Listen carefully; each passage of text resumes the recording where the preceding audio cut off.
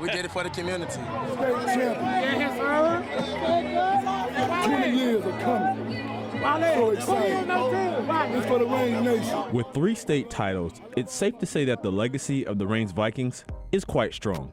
Most would depend on those 3 trophies to tell the story, but over 20 professional football players, past and present, continue to carry on the Ichiban legacy.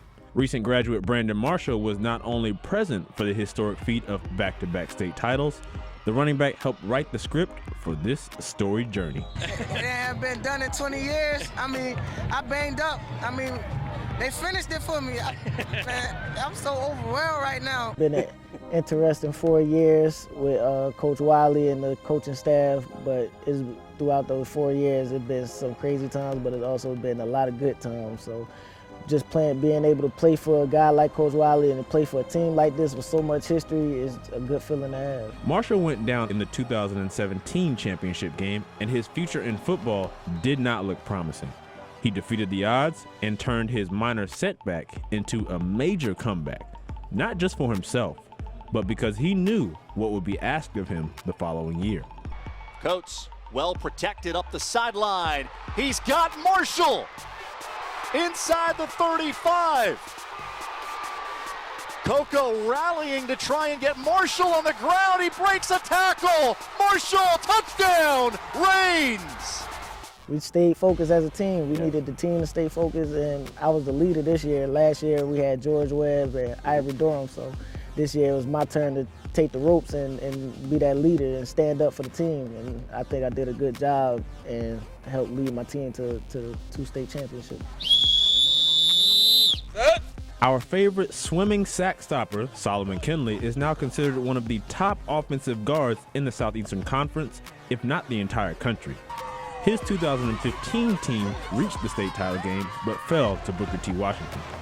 He knows the amount of talent that resides on the northwest side of Jacksonville, and he is proud of his school's success, but he's not surprised. I like to see what our school has become and what they're doing. I had a younger brother that went to championship, the state championship when I went, but we didn't win, but he won the state championship. So every time I see him, he like, I got a state championship ring, you don't. To me, this feel good because that's what all our school produce. From the older players like Lewis Nick that played at Notre Dame, that just showed us, like me, Mike Pickney, Rick Wells from all the other schools, that we can do anything that we put our mind to. So that's just a great example for all the younger kids that's coming through the program right now. It's not all about just where you live at, your environment, what you live in. You can also step out of it. Both Kinley and Marshall realized that it took more than touchdowns and pancakes to stay on the path of success. In fact, to accompany his title as the Vikings' all-time leading rusher, Brandon Marshall sustained a 4.0 GPA. Go from the class to the grass, so when you go from the classroom, you hey, how you doing? Help the teacher out, show them that you here, you interested in their classroom.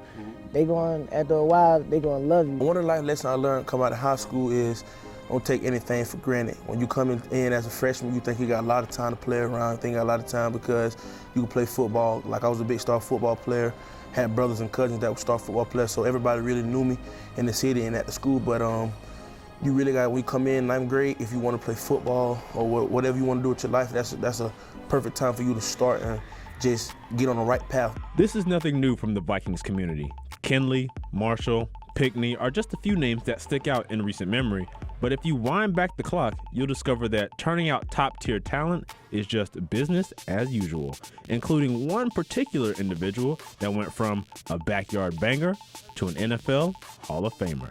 Whose house is this? Whose house is this? Let them know whose house is this. Where I started at and bringing hope to the place that I came to high school at and the community that I grew up in, bringing hope to these youth, I thought was a lot more powerful of a statement to allow them to see once again that someone cares to the point that I'm going to bring this to you also with some other resources to help you along. Of course, you can't mention Reigns without bringing up the Wolverine. Hailing from the class of 1992, Brian Dawkins made his presence known for 16 years in the NFL. From Reigns to Clemson to the pros, he's been the best on every level, and he's no stranger to reminding everyone where his story begins. It's unbelievable to see these young men to go out and do something that many people probably did not believe these young men would be able to do. From some of the neighborhoods that we come from, to be able to do this, and not just 1 year, bro, but back-to-back champions, these young men, phenomenal job, and a phenomenal representation of Jacksonville, the north side a lot of these kids grow up on. That phenomenal representation. This is Duval right here. Celebrate this. Jacksonville, celebrate these young men. Please celebrate them, because I know I am. Oh my goodness, hallelujah. One of Dawkins' former teammates during his time with the Philadelphia Eagles was a member of the first Reigns State Championship team back in 1997. Cornerback Lito Shepard. It's definitely great to be a part of such prolific programs.